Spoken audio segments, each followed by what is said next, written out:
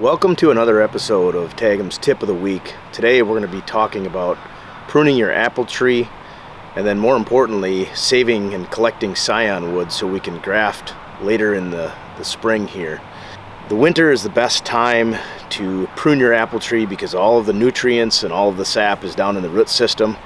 And so by pruning your tree, it's not going to affect it at all. So we're in the middle of February right now. It was about 20 degrees this morning. It's warmed up considerably this afternoon, but again, the tree is in its dormancy stage, so we're going to go ahead and prune some of the trees. And there's a couple things that you want to keep in mind when you're pruning your apple tree. Number one is you're going to want to try to let the maximum amount of light into your tree as possible, and air. So you're going to try to get rid of some branches that are going to be overlapping each other and that are going to shade each other out. So we'll go ahead and show you a couple different cuts that you can make to prune your apple tree to make sure you get a lot of good fruit in the spring. First thing you're going to need is a good set of shears, and I just sharpened mine and I disinfected them because you want to make sure that they're clean so that you don't get any disease into your tree. And there are two main types of cuts. One's a head cut and one's a thinning cut. We'll go through and show you what that looks like. So on this tree, you can see there's quite a bit of mess right here. We've got a lot of branches that are crisscrossing each other. And so I'm just going to go ahead and I'm going to thin some of those out so that, again, we can get more light and more air into this tree. So I'm going to go ahead right here. We've got some branches that are crisscrossing each other, and I'm just going to go ahead and clip that off right at the intersection of those two branches there. And again, we've got another one that's coming down. We're just going to clip that off. You also want to look for any that are growing back into the tree or down towards the ground. So for example, this one's going down and this branch is going to shade that one out, so we're just going to go ahead and clip this one off.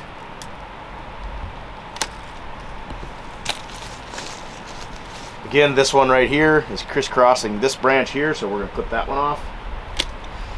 And again, like I said, anything that's growing down towards the ground, we'll take them out of the way. This one's already broken. Here's another one. We'll probably just take that whole branch off. This one's crisscrossing each other. You can tell when I'm doing this,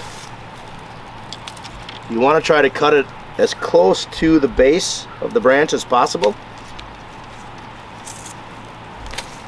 Another one coming down here. And again, don't be afraid to cut some branches off your tree. Again, I said earlier, you want to try to let light into your tree, but you can also prune to shape your tree. You know, mine right now is kind of growing close to my house, so we'll go over on that side and we'll actually just kind of shape it back a little bit so that it doesn't grow into the house and into the roof. So I just went through and did a bunch of thin cuts on this branch here, and I'm going to show you a head cut. And what I'm going to do here is I'm basically going to take this branch so that it basically stops growing outward, and I'm going to come back and I'm going to cut it at about a 45-degree angle on one of these fruit spurs. Now again, you can tell the fruit spur versus a shoot because they have soft, fuzzy little tips on them, and that's where the fruit is going to come out this year. So basically I'm going to cut this back at about a 45-degree angle right next to that fruit bud there. Now what will happen is that tree will produce a lot of energy into those fruit buds, and it'll basically, like I said, stop growing out this way and then strengthen this part up in the back. We can do the same thing here. Again, we can find a fruit spur and we can come back, cut it at about a 45-degree angle, and we can clip this one off right here. And now that'll grow out, and like I said, we can basically shape the tree how we want it to grow. All right, now I'm going to show you one other thing that you can do to help prune your trees. In this section right here, I've got two branches that are really close to each other, and this branch is actually going to be shading out this lower branch here. So this branch is pretty big around, so just my little shears is not going to be able to cut that off. So I'm just going to go ahead with just a nice saw here, and I'm going to cut as close as I can to the base of the tree. And we'll just cut this branch totally off, and again, that'll give this branch a lot more light and a lot more air, and they won't compete with each other on it. So we'll go ahead. Sometimes you want to cut the bottom half first. So so that it doesn't split on you.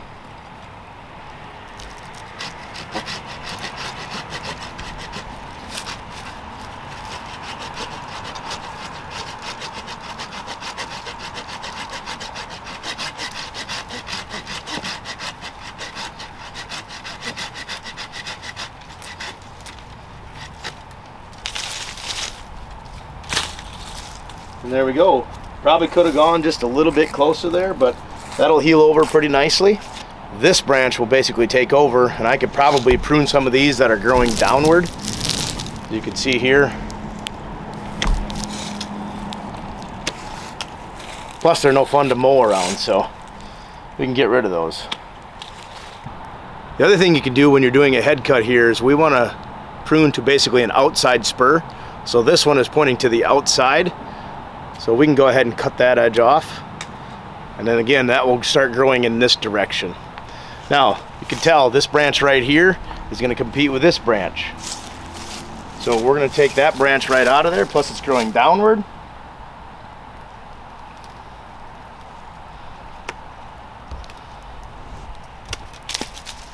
There we go.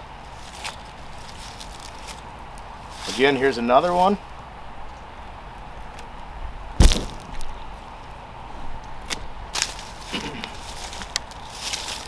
Now here's a great example of one thing that you can do. We've got basically, I guess I'll call it a turkey foot. You can see we've got a branch here and a branch here. If I take out this middle branch, that will allow that tree to spread out. So we're going to go ahead and cut this middle one out.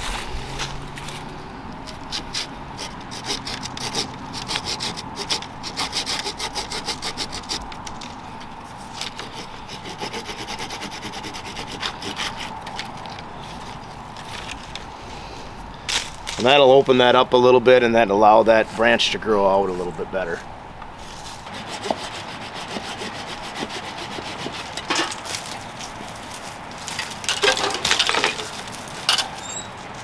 This one's growing back in. I don't want that one. This one's growing in. Look at that guy. This guy's growing across. I don't want him. This guy's growing into this, which I don't like. Get rid of him. I like this better here. Cut that off. So this past summer we had a really good crop of apples on this tree, so there was a lot of weight on this branch, and we had a windstorm come in, and as you can tell, it broke the branch. And for the meantime, just so I could get the fruit off of it, I bungeed it up with a ratchet strap. And surprisingly, it lasted all year, but this is obviously going to have to come out, and I'm going to lose a pretty good section of this tree. So next spring here, I might come through and try to do a bark graft on this and try to save that branch and create a new one growing in there. And hopefully that'll be another episode, but we're going to have to get this guy out of there.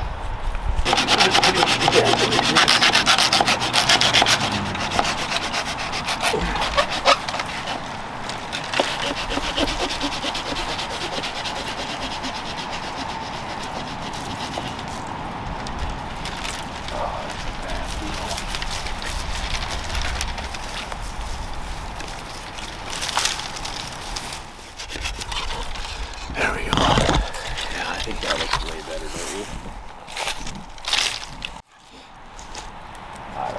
So on some of these bigger branches that you take out on your tree, I like to apply some tree pruning sealer, just so it helps the tree survive and not rot out and dry out.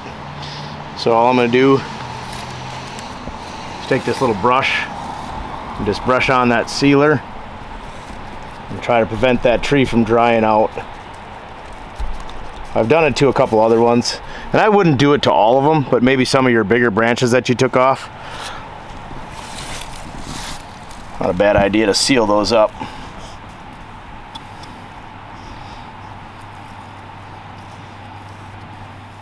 That's going to wrap up our pruning session here on our apple tree. As you can tell, we've got a lot more light and a lot more air that's going to be able to penetrate through this. And again, that's just going to help prevent disease on our apples and our fruit in the spring and in the summer. So again, it's a great way to keep your apple tree healthy. And now the next step would be to collect a few scion wood pieces from the branches that you cut off, and so that we can graft in the spring. So now that you have all of your branches cut off, is the time to collect some scion wood. So basically what we're going to do is we're going to find some good pieces of wood here. We're just going to clip off the best part of the tree,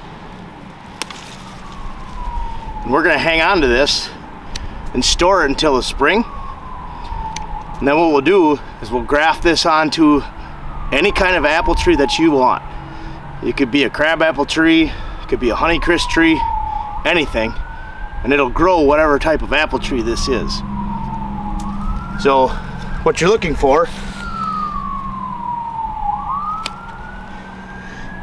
this is a pretty good one. It's got some fruit spurs on it, and I can actually just clip off the top here to shorten it up a little bit, because again, I'll show you how to store these for the winter, and when spring rolls around, again, we'll put that onto a tree and it'll start growing apples. So this branch may be a little bit big to do a graft on, so I would try to avoid something like this big. About the size of a pencil would be ideal. If you can, you could try to get some fruit spurs onto it. This looks like a pretty good piece here. And I might even want to just take half of one of these. Just clip the top off. Probably clip that branch off. I've got 2 spurs right there. And this will graft really nicely onto any kind of rootstock you want, or I can graft it onto an existing tree. This fall I noticed that one of the properties as I was hunting had a crabapple tree, but it's not a tree that the deer are going to be attracted to because the crab apples are just too sour.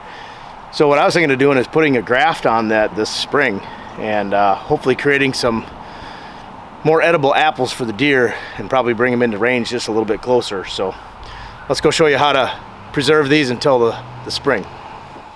Now that you've pruned off all of your branches, now's the time to again collect some scion wood, and basically all it is just some pieces of the tree that you just cut off, and you want to try to get varying sizes. So some are skinnier, some are smaller, because depending on how you're going to graft in the spring, you might need one that's bigger or smaller. So it's again good to get varying sizes of those branches. Now again, we're in middle of February. We're not going to probably be able to graft until May, so we've got to store these for the next few months. And the best way to do that is just take some paper towel, and all I do is I just kind of wrinkle it up, get it wet, so that it's not dripping, but it's fairly wet, because these are going to need some moisture, otherwise they'll dry out on you in the refrigerator. But you're just going to take your scion wood and you're going to wrap the bottoms in the paper towel.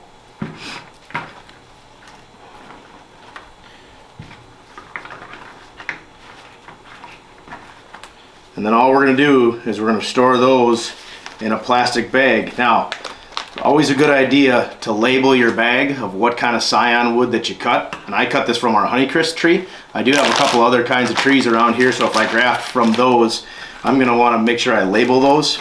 And then what you're going to do is you're going to throw these into that plastic bag. And again, if you have to cut any off, you can go ahead and do that. Like these are a little bit too big right now. You can just break some off and get rid of them. We can always snip them and trim them in the spring. And then seal those up. Try to get all the air out of it as best you can. One other thing that I've done is I've actually put a little bit of water, sprinkle it around in there so it's a little bit moist. And then you're basically going to take these and you're going to store them in your refrigerator, and you're going to want to check on them every 3 or 4 weeks just to see how they're doing. This paper towel can dry out a little bit. If you leave them in the refrigerator too long, like as I've done in the past, you'll have sprouts starting inside this bag. But again, we'll come back to that in the spring, right around May, when things start to green up. You want your tree to start to bloom, and then when you do that, then you can go ahead and graft those, and that'll be our next episode coming up here in May. So thanks for watching, and until next time, scout them, hunt them, tag them.